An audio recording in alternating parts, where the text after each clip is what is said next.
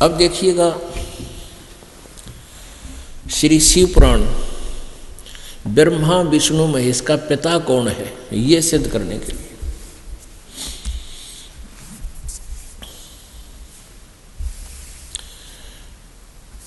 ये शिव पुराण है, गीता प्रेस गोरखपुर से प्रकाशित है। इसके संपादक कौन है?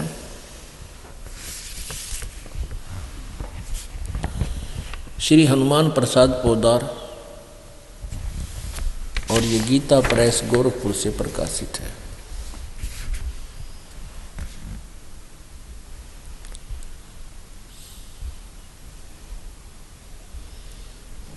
गोविंद भवन कार्यालय कोलकाता का संस्थान, प्रकाशक व मुद्रक है। इसमें देखिएगा रुद्र संहिता संक्षिप्त शिव पुराण प्रश्न नंबर 98 के लास्ट से शुरू करेंगे, और ये है रुद्र संहिता 98 के लास्ट से। अपने पुत्र नारद की यह बात सुनकर लोक पितामह ब्रह्मा वहाँ इस प्रकार बोले। अध्याय 5 खत्म हुआ, अंत हुआ रुद्र संहिता का, और छठा प्रारंभ हुआ अध्याय। श्री ब्रह्मा जी ने कहा, ब्रह्मा जी ने अपने पुत्र नारद जी को कहा, देव शिरोमणे, तुम सदा समस्त जगत के उपकार में ही लगे रहते हो। तुमने लोगों के हित की कामना से बहुत उत्तम बात पूछी है। जिस समय समस्त चराचर जगत नष्ट हो गया था, सर्वत्र केवल अंधकार ही अंधकार था, न सूर्य दिखाई देते थे न चंद्रमा आदि आदि। उस समय तत् सद ब्रह्म, अपने आत्मा ध्यान से देखना, कहते हैं सच्चाई चोर चोरावे तुमबड़ी गाड्डे पानी में, वह गाड्डे व ऊपर आवनो सच्चाई छनी ना। यहाँ क्या लिखा है कि उस समय ये तत्सद ब्रह्म, इस श्रुति में जो सत सुना जाता है एकमात्र वही शेष था। ये सत यानी तत्सद ब्रह्म, सद माने सत ब्रह्म, सत माने अविनाशी परमात्मा, उसमें केवल सत्पुरुष ही था, एकमात्र शेष था। अब ये मिलते बात तो शुरू करें वहां से, और आखिर में ये फेस हो जाते हैं। अब ये है 100 नंबर, 98 99 का हमने निष्कर्ष ले लिया। और जिस परब्रह्म के विषय में अब यहाँ परब्रह्म कह रहा है, ज्ञान और अज्ञान पूर्ण उक्तियों द्वारा इस प्रकार, जिस परब्रह्म के विषय में ज्ञान और अज्ञान यानी कुछ सच्ची कुछ झूठी, इस प्रकार विकल्प किए जाते हैं। ब्रह्मा जी को नॉलेज नहीं है, लेकिन हमने इन पुराणों को इसलिए सहयोग लेना पड़ रहा है क्योंकि हम इनको सच्ची मान रहे हैं, और इनमें भी बहुत कुछ मसाला हमें मिल रहा है। उसने कुछ काल के बाद द्वितीय की इच्छा प्रकट की, उसके भीतर एक से अनेक होने के संकल्प उदित हुआ। तब उस निराकार परमात्मा ने अपनी लीला शक्ति से अपने लिए मूर्ति की कल्पना की, आकार बनाया। जो मूर्ति रहित परम ब्रह्म है, परम ब्रह्म, ये परम ब्रह्म, यहाँ परम ब्रह्म है वो परब्रह्म है, इसमें बहुत अंतर है। इस परब्रह्म में और परम ब्रह्म में बहुत अंतर है। उसकी मूर्ति, अब ये क्या ला के छोड़ता है, उस परम ब्रह्म युग काल को बता रहा है ब्रह्मा। परम ब्रह्म माने परम अक्षर ब्रह्म, भगवान सदाशिव हैं। अर्वाचीन और प्राचीन विद्वान उन्हीं को ईश्वर कहते हैं। एक समय एकाकी रहकर स्वेच्छानुसार विहार करने वाले उन सदाशिव ने अपने विग्रह से स्वयं ही एक स्वरूप भूता शक्ति की सृष्टि की, जो उनके अपने श्रीअंग से कभी अलग होने वाली नहीं थी, उस पराशक्ति को प्रधान प्रकृति गुणवती माया बुद्धि तत्व की जननी विकार रहित बताया है। अब आप जी को दास ने सृष्टि रचना सुनाई है, उसमें बताया था कि उस काल के अंदर से परमात्मा ने वह दुर्गा निकाली थी। और ये ज्ञान एक बार कबीर जी ने परमेश्वर ने आकर ब्रह्मा को बताया था, लेकिन ब्रह्मा ने कुछ सुना कुछ ना सुना, काल प्रेरणा से स्वीकार नहीं किया। लेकिन वो याद से उसका थोड़ा थोड़ा वो बता रहा है।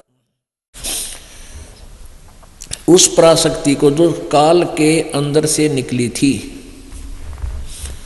उस समय एकाकी रहकर स्वेच्छा अनुसार विहार करने वाले उन सदाशिव ने अपने विग्रह मन शरीर से स्वयं ही एक स्वरूप भूता शक्ति की सृष्टि की, जबकि परमेश्वर कबीर जी ने इस काल के अंदर से दुर्गा को निकाला था, जो उसने खा ली थी, जो उनके अपने श्रीअंग से कभी अलग होने वाली नहीं थी। उस पराशक्ति को प्रधान प्रकृति गुणवती माया, दुर्गा को प्रधान भी कहते हैं, पराशक्ति भी कहते हैं, प्रकृति भी कहते हैं, और बुद्धि तत्व की जननी तथा विकार रहित बताया है। वह शक्ति अंबिका कही गई है। उसको प्रकृति, फिर दोबारा कहा है, प्रकृति भी कहते हैं, सर्वेश्वरी, त्रिदेव जननी, त्रिदेव रजगुण ब्रह्मा, सतगुण विष्णु, तमगुण शिव जी को उत्पन्न करने वाली, जन्म देने वाली त्रिदेव जननी, नित्य और मूल कारण भी कहते हैं। सदाशिव द्वारा प्रकट की गई उस शक्ति के 8 भुजाएं हैं। कति कंसेप्ट क्लियर हो गया कि ब्रह्मा विष्णु महेश की जो माता है वह दुर्गा है, और आगे देखना ये क्लियर होगा।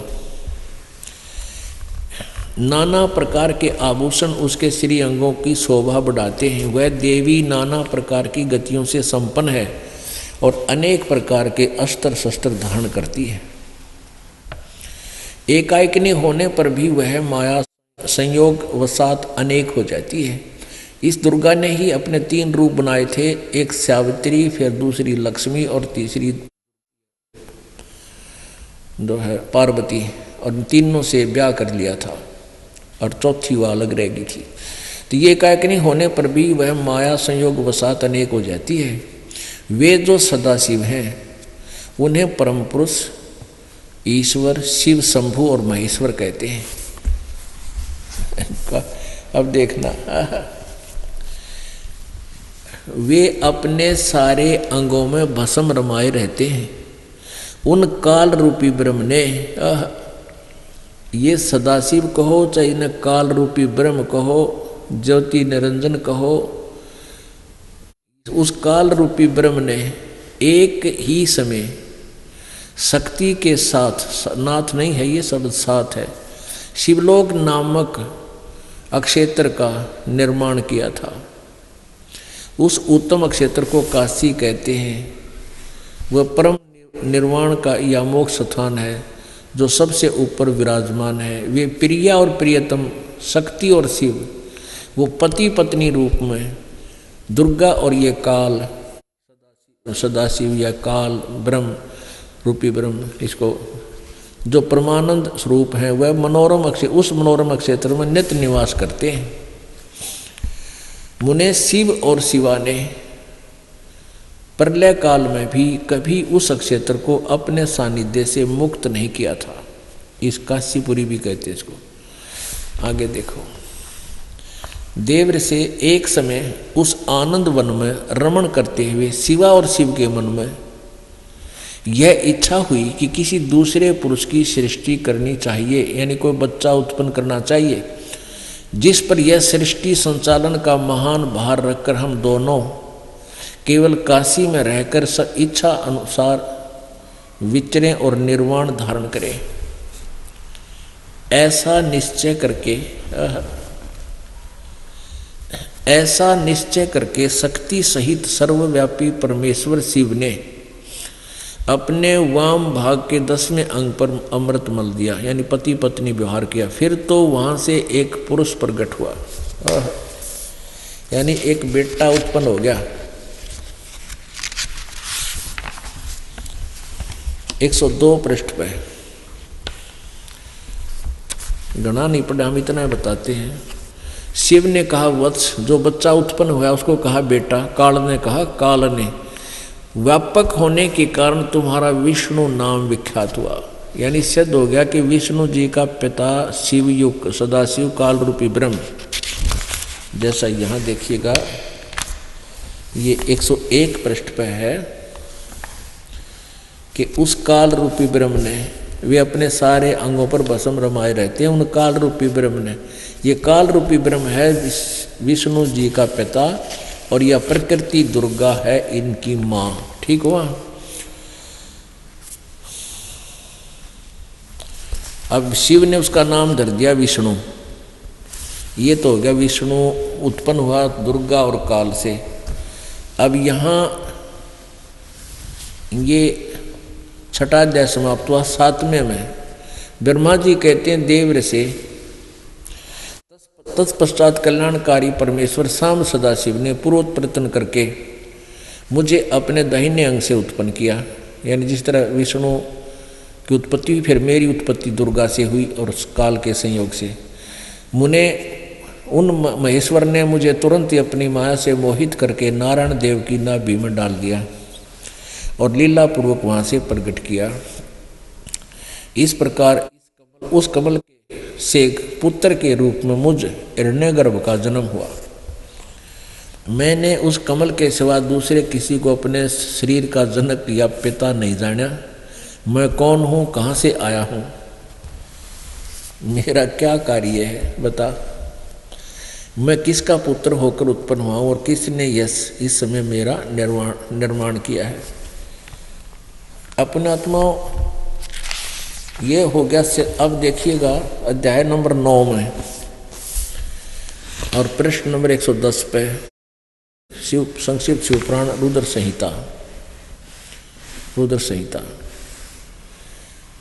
और ये लास्ट में इस प्रकार ब्रह्मा विष्णु और रुद्र इन 3 देवताओं में गुण हैं, परंतु शिव गुणातीत माने गए हैं।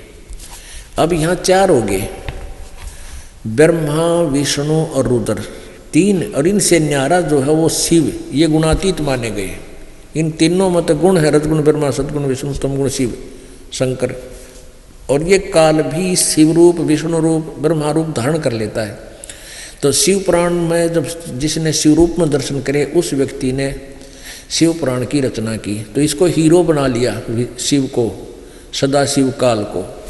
अब यहाँ ये अनुवाद करता, पीछे तो असमंजस में पड़ गया कि विष्णु शिव से शिव की उत्पत्ति कैसे लिखूं, लेकिन यहाँ नहीं छुप पाई इनसे, इन तीनों से अलग है। फिर यहाँ एक समस्या उत्पन्न हुई, कहने लगी तो रुद्र के बारे में कहा है, शंकर के बारे में नहीं। ये समस्या हल होगी, अभी दिखाते हैं 24, 25, 26 पे। एक बार ब्रह्मा और विष्णु की आपस में लड़ाई होगी, वो कह मैं तेरा बाप, वो कह मैं तेरा बाप, दोनों लड़ पड़े। ये देखिएगा विद्वेश्वर संहिता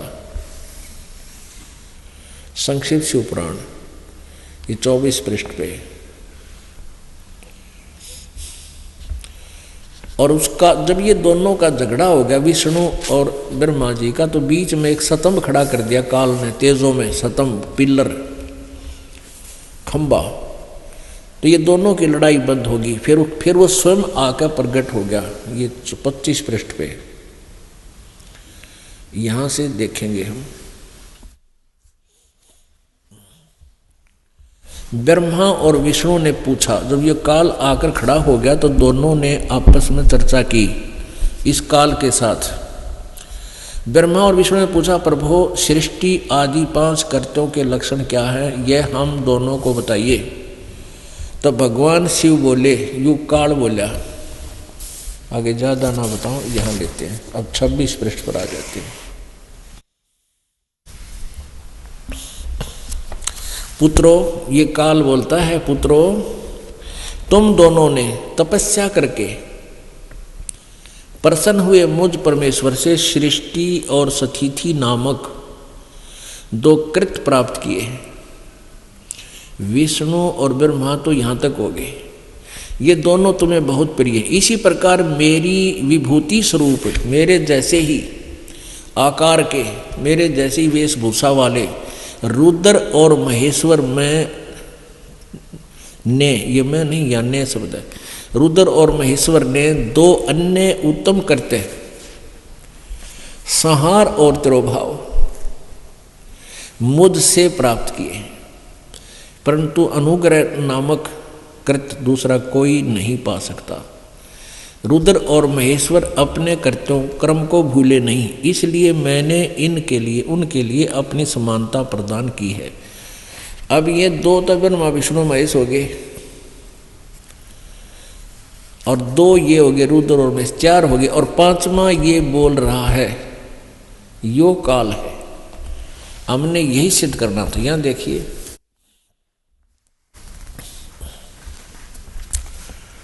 मैंने इनके बारे में बता रहा है कि रुद्र और महेश तो मेरे जैसे ही हैं, इन मेरे जैसे ही ये वाहन रखते हैं, मेरे जैसे ही इनके पास हथियार हैं।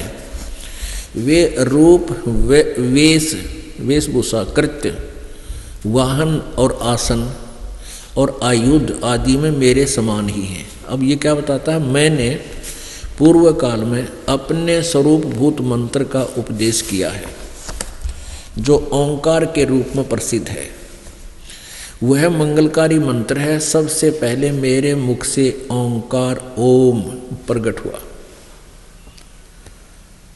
जो मेरे स्वरूप का बोध करने वाला है। ओंकार वाचक है, मैं वाच्य हूँ। यह मंत्र मेरा स्वरूप ही है। प्रतिदिन ओंकार का निरंतर स्मरण करने से मेरा ही सदा स्मरण होता है, ब्रह्म का। मेरी उत्तरवर्ती मुख से अकार, पश्चिमी मुख से उकार, दक्षिण मुख से मकार का और पूर्ववर्ती मुख से बिंदु का तथा मध्यवर्ती मुख से नाद का प्राकट्य हुआ। ये पांच अकार, मकार और अकार का और इस उकार, मकार, बिंदु और ये नाद, इन पांचों से मिलकर ये एक ओम मंत्र हुआ। इस प्रकार पांच अवयवों से युक्त ओंकार का विस्तार हुआ। इन सभी अवयवों से एकीभूत होकर यह प्रणव ओम नाम एक अक्षर हो गया। अब पुण्यात्माओं, इससे फिर गीता जी का लिंक जुड़ेगा। 8वें अध्याय के 13वें श्लोक में कहा है, गीता ज्ञानदाता ने श्री कृष्ण में प्रवेश करके काल बोल रहा है कि ओम इति एकाक्षरम ब्रह्म व्यवहारन माम अनुसमरण यह प्रयाति तदन देहम सयाति परमाम गतिम। तो यहां भी ये कह रहा है कि ओम मेरा एक अक्षर ओम है। और इसने देख नीचे नाड़ी ने क्या लिख दिया कि वह आकार रहित अकार आदि मकर कर्म से और मकार आदि कर्म से प्रकाश में आया। ओम नमः शिवाय यह पंच अक्षर मंत्र है। इस ओम नमः शिवाय में ये अकार मकार ने होकर 5 से, और जबकि स्पष्ट कर रहा है कि इस प्रणव मंत्र में इस ओंकार में ही 5 हैं। ये उत्तरवर्ती मुख से अकार, दक्षिण मुख से पश्चिम मुख से उकार, दक्षिण से मकार और पूर्ववर्ती से बिंदु, मध्यवर्ती से नाद, ये 5, इन 5 अवयवों से युक्त ओंकार का विस्तार हुआ। इन सभी अवयवों से एकीभूत होकर यह प्रणव मंत्र ओम नामक एक अक्षर हो गया। और ये ओम नमः शिवाय इसने लिखा भी अलग भाषा में है, ये राइटिंग में। तो ये मूल संस्कृत में नहीं है, ये मन गढ़ंत है, लोक वेद है। अनुवादकर्ता ने हिंदी वाली में फंसा दिया, लेकिन संस्कृत मूल भाषा में ऐसा नहीं है ये मंत्र। तो अब हमने ये मंत्र मान लिया, ओम भी छोड़ दिया। ओम नमः शिवाय, क्यों ओम भी वहाँ आ गया, इसके नहीं सोच लिया हमने ओम नमः शिवाय, इसकी लाजी रटना। अब इससे ये सिद्ध हो गया कि ब्रह्मा विष्णु महेश जी के पूज्य पिताजी ये काल रूपी ब्रह्म है, जिसको सदाशिव भी कहते हैं। ये ब्रह्मा कुमारी पंथ पूर्ण रूप से इस काल रूपी ब्रह्म को इष्ट और सुप्रीम पावर मानकर आधारित है।